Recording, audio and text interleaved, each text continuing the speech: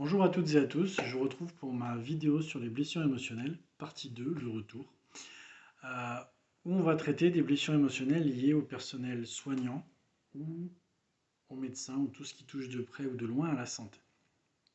Pourquoi cet axe-là? Parce que déjà je l'ai vécu énormément et parce que je me rends compte que dans les clients que je côtoie, que je reçois en soins, ou même dans ma famille ou des amis, beaucoup de gens se retrouvent maltraités par le milieu médical ou thérapeutique, que ce soit médecine douce ou autre, sans même s'en rendre compte et ont du mal à l'accepter parce que on est censé être pris en charge par ces gens et que du coup, s'ils disent, c'est que c'est vrai. Et les blessures émotionnelles que ça nous crée, là pour le coup, elles sont annexes, mais encore plus importantes, voire pires des fois, que ce pourquoi on va voir ces gens. Et c'est un peu tout ça que je vais vous raconter pour vous aider à prendre conscience de ça s'il y en a qui ont besoin, mais pour aussi éventuellement vous interpeller là-dessus pour aider des gens dans votre entourage qui pourraient subir ça. Je vais parler encore une fois de mon propre vécu, parce que ce sera plus simple que comme ça, au moins je ne choque personne, à part moi. Certaines parties dans la vidéo seront peut-être un peu délicates, donc ceux qui sont sensibles, baissez le son, ou ne la regardez pas en mangeant. On ne sait jamais, je voudrais pas être responsable d'un éventuel vomi. Ou tombage dans les pommes. Voilà. On va commencer. À 17 ans et demi, j'ai eu un très grave accident de moto. 125 contre 38 tonnes. Je vous laisse deviner qui a gagné. C'est pas moi, j'étais sur la 125. Je suis décédé sur place. Je suis revenu parce qu'on n'a pas voulu de moi là-haut. J'ai eu une double fracture ouverte du fémur. Voilà. Autant le dire directement. Avec une perte osseuse. C'est-à-dire qu'en fait, mon fémur s'est cassé, pas comme ça, il s'est cassé en deux endroits, et le morceau du milieu, qui était de 4 cm et demi, il s'est barré dans la cuisse. Du coup, arrivé après l'hélicoptère à l'hôpital et tout ça, on a recollé deux morceaux d'os de ma jambe pour que ça consolide. Du coup, j'avais perdu 4 cm et demi sur ma jambe. Ça fait beaucoup, c'est embêtant. Le premier moment qui a été très compliqué pour moi à l'hôpital, c'est que sur un des trous de la fracture de la cuisse, qui était là, on l'a laissé ouvert pour qu'il serve de redon, pour qu'il puisse permettre l'écoulement. Jusque-là, pas de problème. Mais moi, j'avais 17 ans et demi. J'avais très très mal à l'intérieur de la cuisse. Vu ce que je venais de subir, c'était un peu logique. On était une semaine après l'accident, et je m'en suis plaint à l'infirmière plusieurs fois. Et un après-midi, je vois le chirurgien arriver, me demander si j'avais mal à l'intérieur de la cuisse, que je m'en étais plaint. Je dis bah oui, oui, oui. Il ouvre délicatement mon pansement, il prend les ciseaux dans sa poche et il les plante dans le trou de ma fracture. Un peu sidéré, hein, là j'étais, je dois le dire. J'ai pas réagi et je l'ai vu tourner les ciseaux et je voyais la peau de ma cuisse bouger de l'intérieur. Un peu alien quoi. Et là j'ai été abasourdi et je ressentais plus rien parce que choqué. Et il me dit vous avez mal là? Non.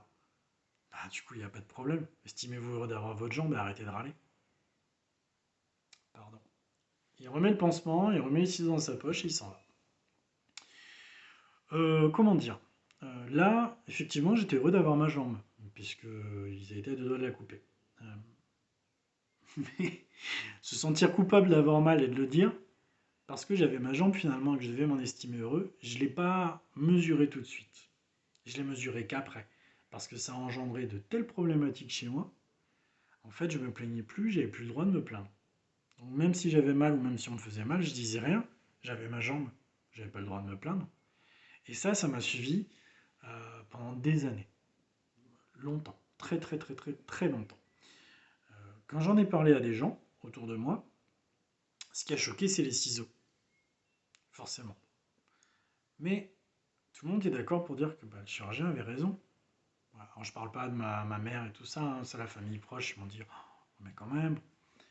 Mais les amis, les gens qui venaient, dire, ah ouais, t'as vu la gravité de ton accident, t'as du bol quoi. Ça, c'est des petites douleurs à côté. Oui. Enfin, pendant mon accident, j'étais pas là. J'étais décédé, j'étais dans les vapes, j'avais pas mal. Même en fait, on m'a dit que j'essayais de me relever sur la route avec la jambe fracturée. Donc, moi, j'avais pas mal. J'avais mal maintenant. Passons de cet épisode. Je consolide. On prévoit de me réagrandir la jambe. Parce qu'à un moment donné, je ne pouvais pas rester avec 4 cm et demi en moins. on est quelques années plus tard. Pour éviter les infections, ils ont mis en place un nouveau protocole, en fait une espèce de vis sans fin qu'on met à l'intérieur de l'os, qui fait qu'on recasse l'os, et quand on a grandi 15 fois, enfin on fait un mouvement de cuisse 15 fois dans la même journée, on prend 1 millimètre en 15 fois. Ok, moi j'ai 19 ans, j'en sais rien, le chirurgien me dit on va faire ça, c'est mieux, très bien. C'est tout nouveau, ok d'accord, très bien, vous serez le premier en Aquitaine, ouais ok d'accord, très bien, m'en fous. Tant que je récupère ma jambe, c'est très bien. Je fais l'opération, on m'explique que de toute façon après l'opération, il y a tout un protocole, comme c'est nouveau, la kiné sera là, l'infirmière sera là, le chirurgien c'est lui qui fera les mouvements, voilà. Très bien. Opération, lendemain matin, 6h30, je vois le chirurgien qui déboule dans ma chambre. Bonjour monsieur Kinaz, bonjour. Vous avez bien dormi? Ouais, je me réveille de l'opération de la veille. Il prend ma jambe et il fait les mouvements. Sans que je sache, sans respecter le protocole du coup qui était posé, mais parce qu'il était juste trop pressé et trop content de le faire. J'ai souffert ma race, sans rien dire, puisque quelques années auparavant, on m'avait dit t'as ta jambe. J'ai juste les larmes qui sont mises à couler. Et là encore, j'ai été sidéré. Et il faut imaginer qu'en fait, on a fait décoller tous les os à l'intérieur de ma chair, hein. Donc les adhérences et tout ça, c'est comme si on venait de me briser la jambe 5 fois. Le lendemain d'opération, et il est reparti en souriant en disant c'est génial, on se revoit à midi. Peut-être que je serai mort d'ici là, mais je sais pas. L'aide-soignante est arrivée pour m'apporter le petit-déj. On m'a dit mais c'est pas normal ce qui se passe, pourquoi vous pleurez, blablabla. À 10h, le chirurgien est revenu avec l'infirmière pour s'excuser. Parce qu'il a pris un saxo par l'infirmière. Bon, le mal était fait, hein. Après, effectivement, les mouvements étaient plus fluides parce que les chairs étaient décollées. Je rentre à la maison, je me fais ça à la maison. Ce qui s'est passé, c'est qu'au bout d'un moment, au bout de 10 jours, en fait, quand j'avais pris 1 cm, ben, ça a commencé à tendre un petit peu la peau. Puisqu'en 2 ans, ça s'était tassé. Et je souffrais trop. J'arrivais plus à me le faire tout seul. C'est les gens de ma famille qui sont mis à le faire, mais au bout d'un moment, quand vous faites ça à quelqu'un qui hurle, ben là, ça s'apparente à de la torture, donc on a tous un seuil. Comme ma famille ne pouvait plus me le faire, je contacte ma kiné, qui se propose de me le faire bien gentiment. Donc j'y allais le matin à 8h jusqu'à 19h du soir, et elle me faisait les mouvements un par heure, et je hurlais. Et quand je dis que je hurlais, c'est hurler à en pleurer. C'était de la torture en fait, parce que on venait me rebriser la jambe une fois par heure, avec les douleurs qu'il y avait avec. Je pleurais à chaudes larmes, j'hurlais. Et alors je monopolisais sa pièce toute la journée. Je me rends compte de la chance que j'ai eu de l'avoir quand même. Euh, Mais on me faisait ça et puis elle partait quoi. Elle revenait de temps en temps me demander si ça allait, mais non, ça n'allait pas, mais elle pouvait rien y faire. Puis elle me dit je peux plus te faire ça. C'est horrible, je peux pas te faire souffrir comme ça. En plus, mes patients me disent que ils reviennent pas si t'es là, ce que je comprends, hein. Alors quelqu'un qui hurle comme ça à 19 ans, appelle ton chirurgien et retourne-y. Non, ça c'est pas possible, j'appellerai pas le chirurgien. Pourquoi? Parce que j'ai de la chance d'avoir ma jambe, parce que en gros on m'a dit de souffrir en silence, et parce que c'est un chirurgien et qui m'a dit que je risquais d'avoir des adhérences, un peu de souffrance, et que j'avais juste à serrer les dents parce que c'était comme ça. Finalement, c'est elle qui l'a appelé pour prendre un rendez-vous. Et j'y suis allé à ce rendez-vous quand même, parce que j'avais trop mal. Au moment du rendez-vous, le chirurgien en fait, ne me croyait pas. Voilà, clairement, il m'a dit oui, mais c'est parce que vous ne faites pas d'efforts, oui, ça vous fait mal, mais bon, on sait très bien que quand les patients disent que ça fait mal, c'était en 2003, hein, c'est pas si vieux que ça hein, quand même, 21 ans. Euh, il a essayé de me bouger la jambe, je me suis débattu, je me suis retourné et j'ai crié. Donc là, bon, il m'a dit vous rentrez en hospitalisation et on fera ça sous anesthésie pour voir. Une anesthésie flash, on vous met le produit anesthésiant, une anesthésie générale hein, qui dure 2-3 minutes et ça s'arrête là en fait. Je rentre à l'hôpital, ils me font ça, le matin je me réveille, enfin, on me fait l'anesthésie, ils font ce qu'ils ont à faire, et au moment de me réveiller, je vois le chirurgien qui se met au-dessus de ma tête, j'étais encore dans le bloc opératoire, et qui me dit vous deviez vraiment avoir mal, hein. Vous vous êtes débattu sous anesthésie générale, il a fallu vous tenir. Ouais. Je sais pas ce qui m'a le plus choqué, le fait que je me sois débattu sous anesthésie générale, ou le fait qu'il a fallu ça pour qu'on me croie. Parce que, au-delà de la douleur et du traumatisme que je vivais au quotidien de souffrir comme ça, je me suis retrouvé avec le fait que, en fait, j'étais face au... On me mettait que j'étais un menteur finalement et qu'on me croyait pas et que je me plaignais pour rien. Donc ça a été une acceptation, un soulagement. Mais c'est venu réveiller ça encore une fois de finalement je suis rien, ma parole elle vaut rien en fait. Quand je viens me plaindre, c'est fou. J'ai passé le mois entier à l'hôpital à revivre ça, du coup pas sous anesthésie flash, mais avec des piqûres de morphine quotidiennes, 3 fois par jour, on faisait les mouvements et tout ça. Et même avec les piqûres de morphine, je souffrais de martyr, donc on a arrêté avant. Il me manque 1,5 cm, mais comme beaucoup de gens. J'ai récupéré ma jambe, tout va bien. Mais les traumatismes liés à ça, ils ont mis du temps à partir. J'ai fait une dissociation du corps et de l'esprit pendant 8 ans. Je savais que je me faisais mal quand on voyait du sang par terre. Voilà, on cherchait où je m'étais coupé. Pour vous dire à peu près le niveau de douleur que je ressentais, c'est-à-dire plus aucune. Parce que j'avais fermé complètement la douleur à mon corps. Et en même temps, j'avais tellement connu le pire et le martyr que le reste, ça n'existait plus pour moi. Et j'avais pas le droit de me plaindre. Il m'a fallu du temps pour renouer avec ça, mais ça aurait été compliqué. Donc c'est pour vous montrer aussi que vous preniez conscience que un médecin reste un humain avant tout. Et que c'est pas parce qu'il a fait des années de formation, qu'il est médecin, qu'il a le droit d'être fatigué aussi, il a le droit de se tromper, il a le droit de se planter, il a le droit de ne pas prendre en conscience les émotions des gens. C'est son droit, c'est pas bien, mais c'est son droit. Donc fixez-vous vous sur vos limites et sur vos ressentis. Vous n'avez pas à vivre ça, vous n'avez pas à accepter qu'on vous dise ouais, t'as pas le droit de te plaindre ou ah, arrête d'en faire des tonnes. J'ai beaucoup de clients qui viennent me voir parce que ils sont allés voir des thérapeutes, des médecins, euh, qui leur ont dit vous vous plaignez beaucoup quand même, vous plaignez pour pas grand chose. Vous dites ça, mais en même temps c'est pas vraiment ce qui s'est passé, vous exagérez, vous ne devriez pas avoir ces réactions-là. On s'en fout en fait. Moi c'est comme ça que je vois les choses. Le plus important, c'est pas ce qui s'est passé ou le pourquoi la personne est comme ça. C'est comment elle est en fait. Si elle ressent les émotions comme ça, c'est parce qu'il y a quelque chose derrière. Et ce qu'il faut traiter, c'est l'émotion elle-même, pas le «Ah oui, bon, il s'est passé ça, mais c'est horrible, on ne peut pas dire ça à quelqu'un. Il faut pas, on peut pas. Euh, pour aller dans ce sens-là, j'ai eu une maladie auto-immune pendant plusieurs années, une maladie articulaire parce que j'en ai trop fait. J'ai trop demandé à mon corps en fait sans l'écouter. On la découvre, très bien, je fais passe plein d'examens, on se rend compte de ce que j'ai, c'est marqué sur les prises de sang, sur les examens, tout va très bien. Mon médecin, il monte un dossier pour aller faire ça, valider à la Sécu, affection longue durée. Je suis pas un médecin. Ce qu'il y a, c'est que cette maladie, normalement, à mon âge, on ne devrait pas l'avoir. C'est comme ça, je suis désolé. Euh, Ce médecin me reçoit, lit mon dossier, me demande de mettre les doigts comme ça. Je mets les doigts comme ça, et il tire dessus. Voilà, tout simplement. Il me demande si j'ai mal en faisant ça. Ah non, parce qu'il a vraiment pas tiré fort, hein. Et puis, moi j'ai des problèmes par rapport à mes douleurs puisque je les ressens pas vraiment. Il me dit, bah, vous n'avez pas cette maladie alors. Et voilà, fin de l'histoire. Je prenais de la morphine tous les jours pour arriver à supporter la douleur. Et j'avais mal quand même. Je souffrais quotidiennement. Et quelqu'un qui me reçoit 10 minutes et me tire sur les doigts me dit, vous n'avez rien. C'est parce que j'étais trop gros. D'accord. Bon, et ben là, autant vous dire que tout ce qui remonte, médecin et tout ça, ça revient plein pot. Que la non prise en charge et la non acceptation de ma maladie, ben, on se sent juste comme une merde, hein, finalement. Comme un menteur aussi, un peu. Et qu'encore une fois, on n'a pas le droit de souffrir, quoi. J'ai fait appel.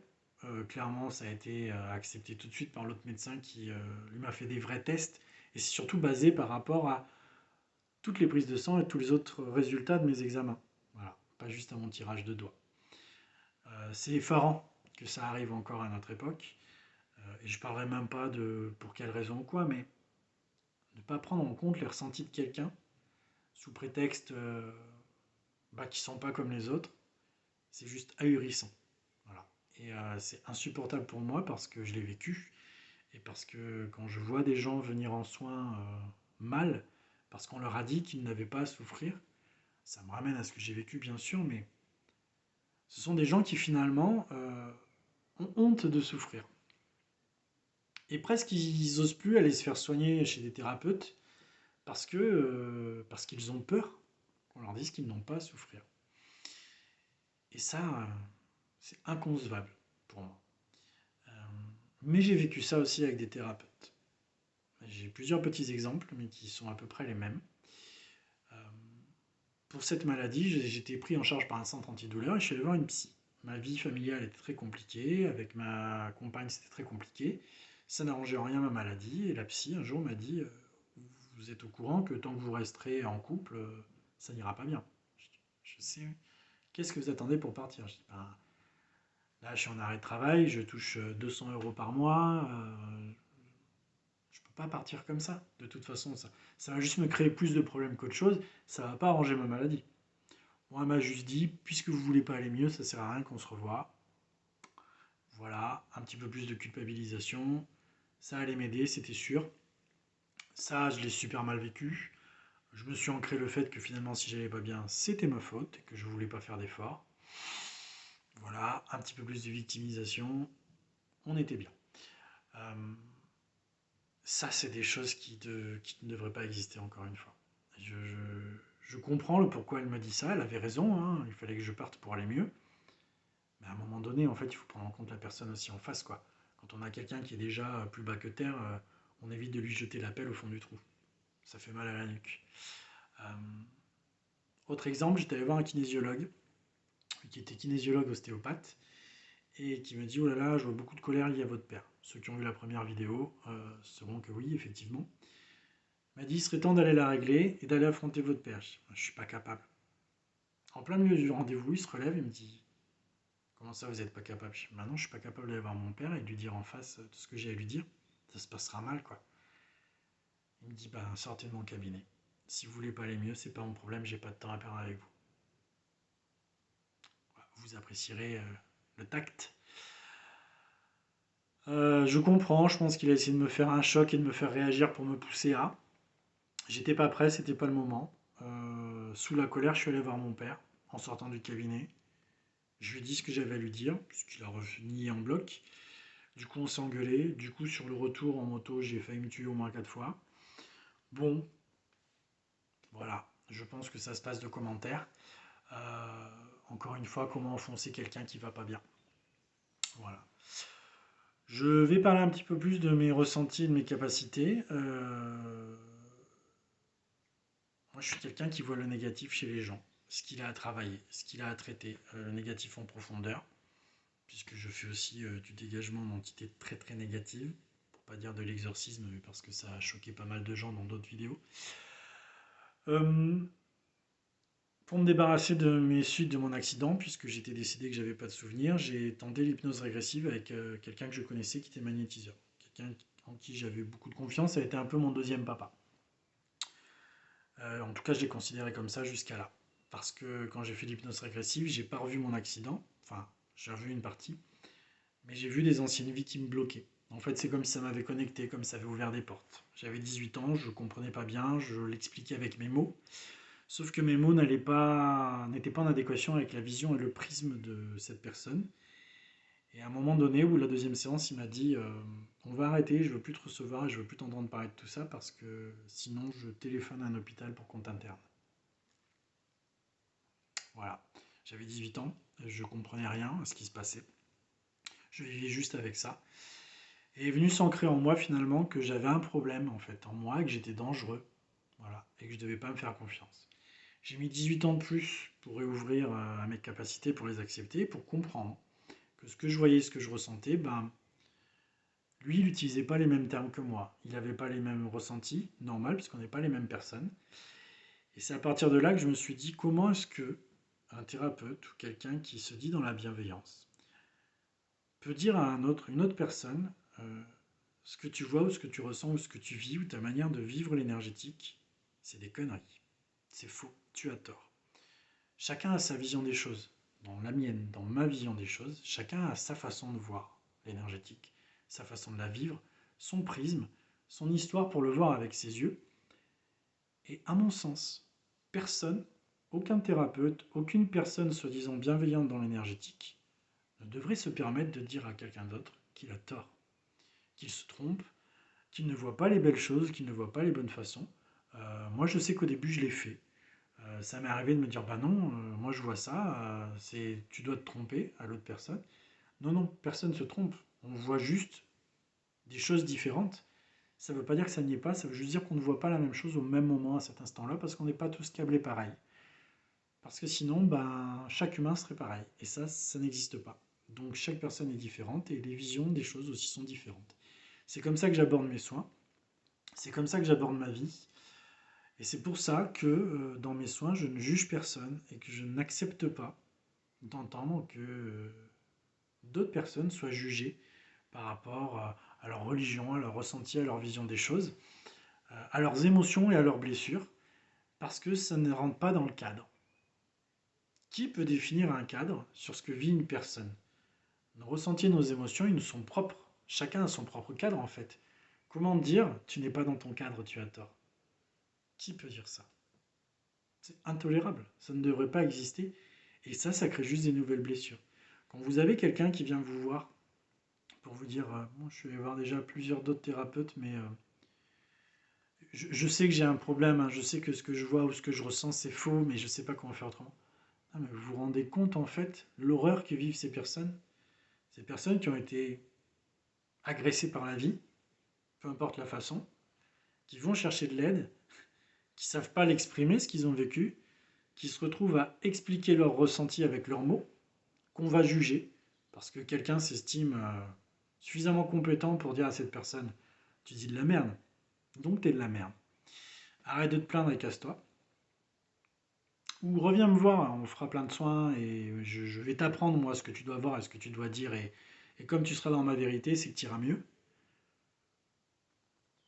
Ouais. Ben moi j'accepte pas ça et je tolère pas ça. Non, je suis pas là pour remettre ça sur le dos de certains thérapeutes ou quoi. On a tous des choses à travailler, on a tous des choses à comprendre et chacun a son rôle. Mais que ce soit aux personnes qui regardent cette vidéo, qu'ils soient thérapeutes ou clients, ou personnes lambda, peu importe que vous soyez dans l'énergétique ou non, vivez votre vie et vivez votre vision de l'énergétique et de la vie terrestre et corporelle de votre façon. Parce que ce qui se passe dans l'énergie, de toute façon, euh, se répercute dans l'humain. Parce que sans corps humain, sans nous, là, le Alexandre qui vous parle, vous ne pourriez pas vivre l'énergie. Donc, travailler l'énergie, c'est bien, mais ça ne peut pas se faire de toute façon si on ne traite pas votre corps humain en même temps. Et la connexion des deux, elle est personnelle. Comment est liée votre vision de l'énergétique à votre corps humain? Elle est personnelle et unique en fonction de votre vie, de ce que vous avez vécu, de vos ressentis, de votre enfance, de tout ce que vous avez fait dans votre vie. Et ça ne peut pas être jugé. Ça ne peut pas être remis en question. Vos valeurs, elles vous sont propres. Et je vous invite vraiment, si un jour vous avez un jugement comme ça, à ne pas vous remettre en question. Enfin, après, vous pouvez vous poser des questions et voir comment travailler. Ça, c'est une chose, mais à ne pas vous sentir agressé et à ne pas vous dire ah, il a raison, c'est moi qui tourne pas rond, il faut que je change. Non. Si à la limite vous n'êtes pas compatible avec cette personne, changez de personne, oui. Mais vous ne changez pas. Soyez comme vous êtes, soyez vous-même. Vous allez évoluer, vous allez comprendre les choses différemment, et vous aurez le droit de changer votre vision des choses au bout d'un moment parce qu'elle vous parlera plus. C'est ok, c'est normal, c'est l'évolution. Mais ne le faites pas parce que quelqu'un vient vous dire tu te trompes, j'ai la vérité. Ça n'existe pas. Ça ne devrait même pas exister en fait. Voilà. Désolé pour cette petite fin de vidéo qui se passe en coup de gueule, mais je vois ça un petit peu trop souvent et je trouvais ça important de le dire. Si vous avez des commentaires ou des choses que vous avez envie d'en parler ou d'en discuter, n'hésitez pas à le dire, n'hésitez pas à le mettre en commentaire. Si vous souhaitez me contacter en privé ou quoi, n'hésitez pas non plus. J'espère que ces vidéos vous auront aidé. N'hésitez pas à me dire votre ressenti aussi dessus. Je vous souhaite une belle fin de journée, bon appétit si vous avez encore faim, si vous êtes à table, et je vous dis à bientôt pour d'autres vidéos.